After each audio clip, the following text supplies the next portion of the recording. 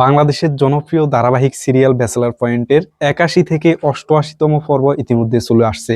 ৮১ থেকে ৮৮তম পর্বে অনেকগুলো ঘটনা ঘটে গেছে, যে পর্বগুলোতে আসলে প্রচুর বিনোদন রয়েছে। আমরা এর আগের পর্বগুলোতে দেখেছিলাম কাবিলারা, ব্যাচেলর বাসার লোকজন এবং বাড়িওয়ালা সবাই একটা রিসোর্টে গিয়েছিল।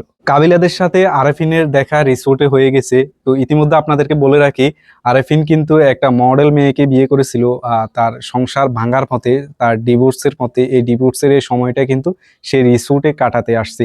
ঠিক এই সময়ে আরেফিনের সাথে কাবিলাদের দেখা হয়ে যায়। তো সবাই মিলে একসাথে হয়ে রিসোর্টে কিন্তু ঘোরাফেরা করে, কাকা কাকিদের নিয়ে, বাড়িওয়ালাদের নিয়ে সবাই কিন্তু রিসোর্টে খুব সময়টা উপভোগ করে। ইতিমধ্যে কিন্তু আবার স্পর্শের যে ভাতি জায়েব রয়েছে, সে কিন্তু রিসোর্ট থেকে ধরুন এক পর্যায়ে হারিয়ে যায়। সবাই উদাসীন হয়ে যায়, তাকে খোঁজাখুঁজি করে।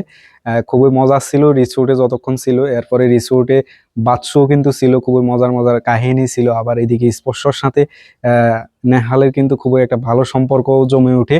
শেষ পর্যন্ত আরেফিনের সংসার আর টিকেনি, তারা ডিভোর্সের মতো একটা সিদ্ধান্ত নিয়েছে। সেই রিসোর্ট থেকে তারা মিলিত হতে, অ্যাডজাস্ট হতে পারেনি। তো পরবর্তীতে যে যার মতো রিসোর্ট থেকে চলে যায়। তাদের রিসোর্টে ঘোরাফেরাটা খুবই সুন্দর ছিল। এর পরবর্তীতে দেখি আমরা যে ব্যাচেলররা তাদের বাসায় চলে আসে এবং শুভর কাজিন হালিম ব্যাচেলর বাসায় আসে। তারা এরপরে দেখলাম যে তারা মোটামুটি ব্যাচেলর বাসায় মোটামুটি কথোপকথনের মধ্যে নাটকের ইতি টানছে।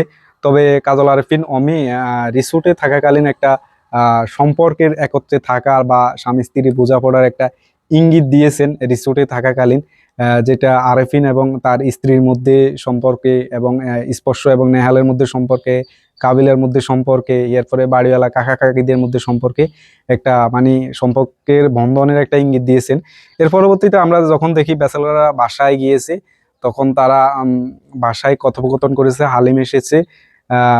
এতগুলো প্রথম থেকে পর্ব এতগুলো দেখেছি যে সম্পূর্ণ পর্বের একদম শেষের পর্বটিতে পরিচালক কিছু না কিছু রেখে দেয়, যার কারণে পরবর্তী পর্বগুলো দেখার একটা ইচ্ছা জাগে। কিন্তু এই পর্বে ওরকম কোনো কিছুই রাখেনি, মানে একদম স্বাভাবিকভাবে এই পর্ব শেষ করেছে। তবে সামনের পর্বগুলোতে কি হতে চলছে ব্যাচেলর পয়েন্টে, সেটা দেখার অপেক্ষায়। তো ব্যাচেলর পয়েন্ট আপনাদের কেমন লাগে অবশ্যই কমেন্টে জানাতে ভুলবেন না। ভিডিও ভালো লাগলে লাইক, কমেন্ট এবং সাবস্ক্রাইব করতে ভুলবেন না।